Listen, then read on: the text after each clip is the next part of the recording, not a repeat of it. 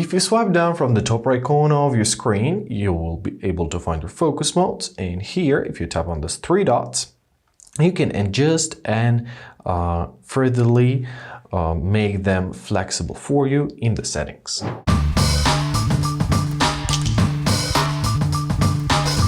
You can quickly change Wi-Fi network without opening your settings, so swipe down from the top right corner of your screen. Now choose your Wi-Fi network, hold your finger, and here you'll see the list of your networks. You can control your music through your control center on your iOS, so swipe down from the top right corner.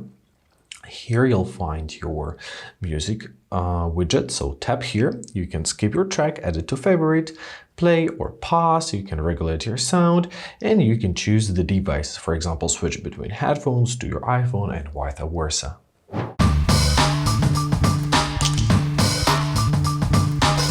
If you swipe down from the top right corner of your screen and keep your finger pressed at the calculator, you'll see their last result.